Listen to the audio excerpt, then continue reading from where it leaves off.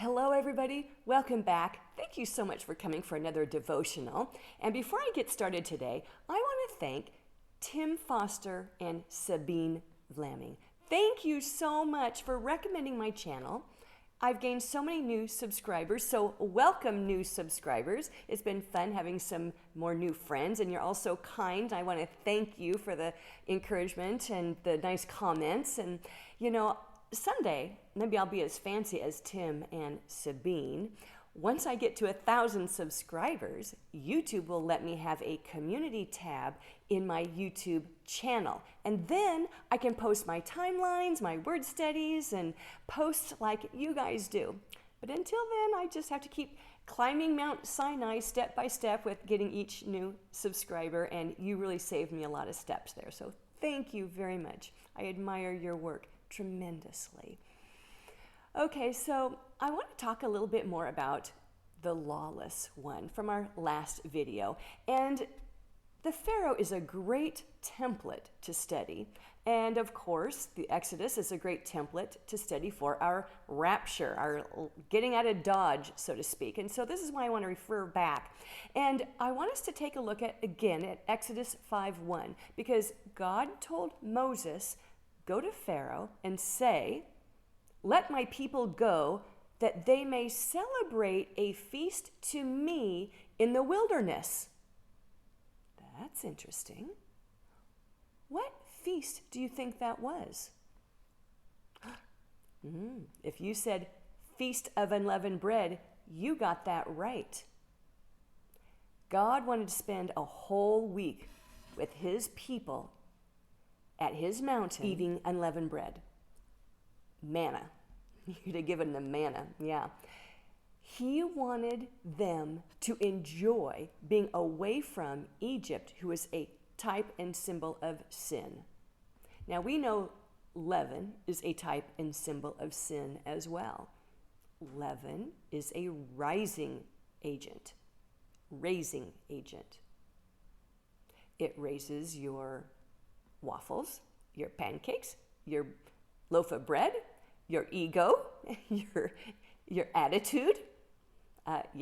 Puffs us up, gives us a lot of pride. And so God was teaching the people a lesson, and he wanted to use that feast and the main theme of that feast to teach them about leaven. We know he wanted them to spend Passover in Egypt because that's where they would receive individual redemption. Passover is for the individual. You pick your lamb, fall in love with your lamb.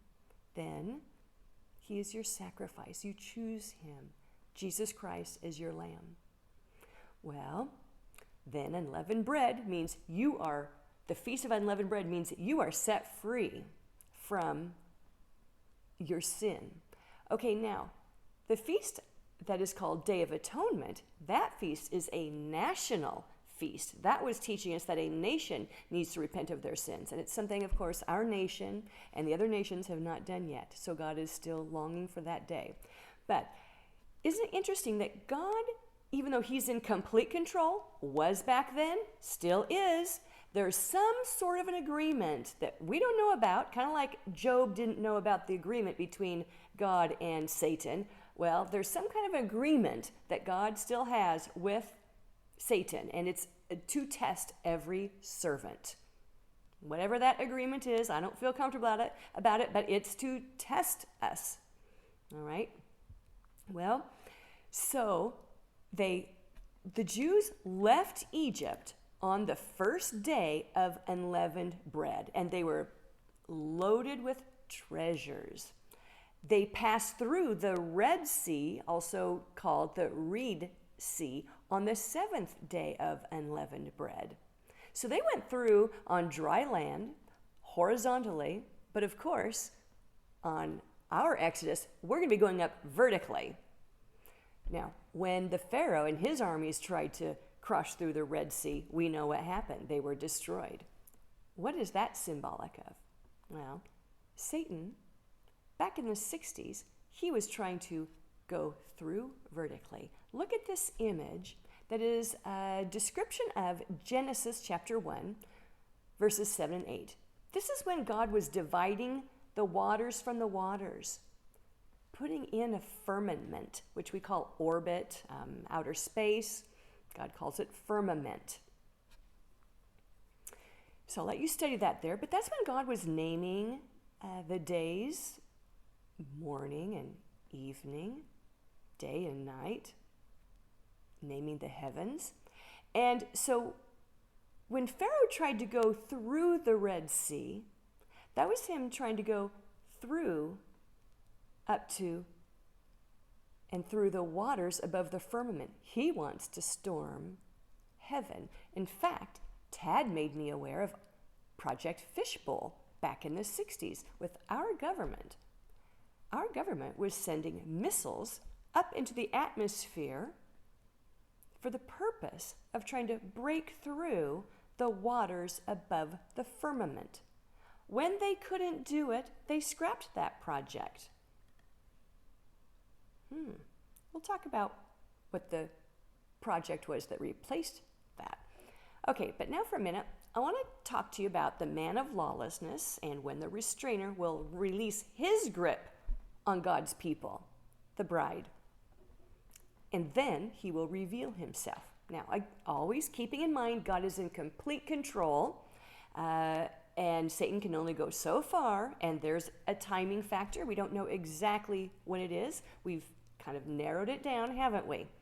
Well, the best way to look at a description of what happened with Lucifer and his punishment, let's look at Ezekiel 28, verses 14 and 16. Here's what God said.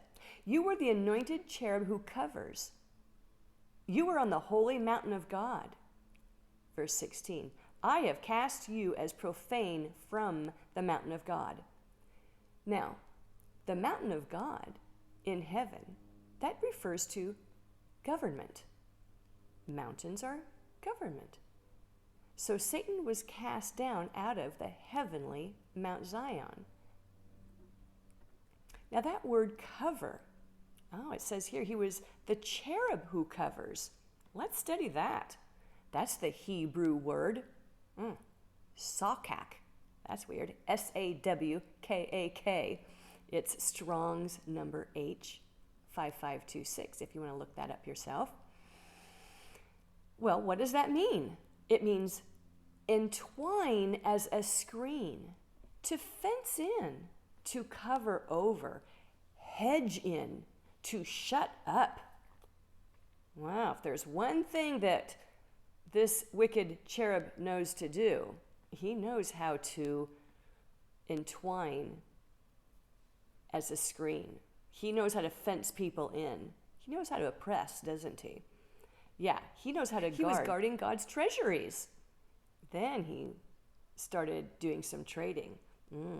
Well, of course, God threw him down to earth. We know that story, but we know what's happening now. He is guarding his spoil. That's what he's doing. He's entwined them in a net. He's hedged them in. He couldn't break through, so he's created a net. Now, when you are born again, your spirit and soul, when you pray, you are pressing through that upper firmament, the waters above the firmament. So be encouraged. Keep praying. I know sometimes it doesn't feel like they're getting very far, but stick at it. I love using the Psalms to put me in that attitude and that spirit of prayer. So maybe that will help. Okay, so what project replaced Project Fishbowl? Well, President number 45 commissioned private enterprise to make a net around the earth using satellites. So number 45, number 46 have been shooting satellites up into orbit. They're creating a net. I've got some picture on the screen. I'll show you another one here as a follow-up. So look what that's doing. It's technology that is keeping people hedged in, screened in like a fence for sure, using 5, 6, and 7 jeepers to surveil us, monitor us, identify us, keep track of even your biological system, because as we know, just not too long ago, Amazon has released a payment system where you just put your hand over a little box, no chip needed, and new ATM machines are going to use the same technology. Just wave your hand over it, no chip needed in order to get your money. That's what all this surveillance is about. Satan can't get out, so he's going to hedge you in. Now, the earth belongs to Satan. Jesus bought it back. But now the whole tribulation period, that's about God coming and taking what is his possession. But until he does that, we're kind of trapped in this hedge, aren't we? Okay, well, I want to reread 2 Thessalonians chapter 2, verses 6 through 9, using the Greek words we learned in video number 80. Now, we need to keep in mind, when Paul was talking to the Thessalonians, he gave them a private class. He taught them about the Restrainer, the lawless one, Satan, God's timings, probably mentioned the feasts, because Paul uses feast language in his letters. But now in his letter here, the 2 Thessalonians, the second letter, he's actually just giving a brief recap. We missed the private lesson. So we have to take the brief recap that Paul wrote. We take the Greek words that he used. We have the definitions that we can choose from. And now we look at what's going on in this age, this season with technology, and now we can put together what is going on in hidden places, behind Satan's cover, behind his veil. And so I want to reread to you what we deduced in video number 80 and bring them back into this video. And this is referring to the lawless one. So verse 6, and you know what holds us down now, so that in his own convenient time, he may take off the cover, stop holding us down, be revealed. Verse 7, for the mystery of lawlessness is already at work. Only he who now holds us down will do so while he is generated, come into being, assembled, have self. Verse 8, then that lawless one will be revealed. In other words, take off his cover. Verse 9, that is, the one whose coming is in accord with the activity of Satan, with all power and signs and false wonders. So this technology that's netted all around the globe is going to supply the power source to be doing the signs and false wonders when the lawless one reveals himself after we're gone. Pharaoh does not want to take another beating.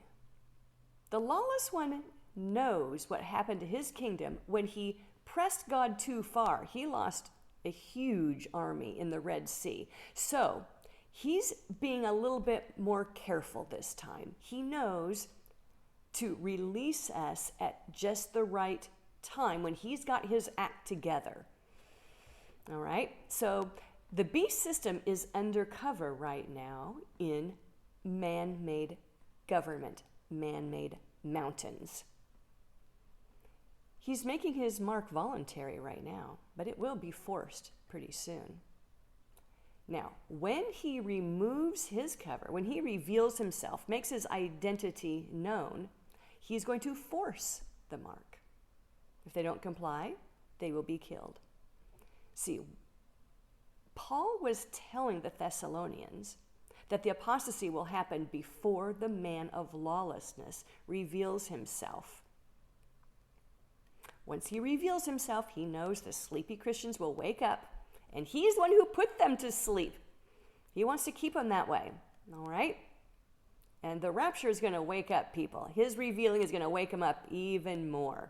You know, and the sleepy folks, the sleepy church, they don't know what time it is. They don't know what season we're in. They don't know Bible prophecy. It was the same thing at the first coming of Christ. The Magi were keeping track of the constellations, where the sun and moon and stars where they were positioned, because that is how they arrived at their calendar. It was only Anna and Simeon that were in the temple expecting to see the Christ child. The believers, God's people who had the prophecies, could have been studying them. They weren't. They were being hidden. The Bible prophecies were actually being hidden from them by their religious leaders. Okay, so after we're gone, the man of lawlessness, this fake Messiah, he's going to be doing signs and wonders using satellite technology. Here's kind of what I think we can piece together that may happen. I don't know for sure, but I just want to put it out there and get more eyes on this and see what you think. But we know the fake Messiah that the Pharisees pick. He's going to come on, and he'll have the benefit of using satellite technology from this net that's around the globe. And then at a certain point, he's going to receive a fatal head wound. Well, just like Judas died, left the scene, he didn't come back on the scene, so will this fake Messiah. He's going to depart from the scene. But could it be that the Pharisees, this technology, all these subcontractors that our governments are contracting, are they generating, assembling, building a hologram? Holograms, once they receive so much data, they become hard mass. You can touch them, and they're movable. I think that's what all this technology is going to be used to fool the people. Now, let's take a look at Revelation 13:15. It says, "And there was given to him to give breath to the image of the beast, that the image of the beast might even speak, and cause as many as do not worship the image of the beast to be killed." I believe that breath that he is given, I think it's Satan himself. He's going to live in that hologram. Okay, well, I want to close us here. But hopefully I've given you something to think about, chew it on. You can do a little more research on your own. But again, I just look forward to bringing these videos, and thank you for all the new subscribers. I appreciate your comments. Thank you very much. And Tim and Sabine, I wish you well. Thank you for helping me. And I will talk to you all later. Bye.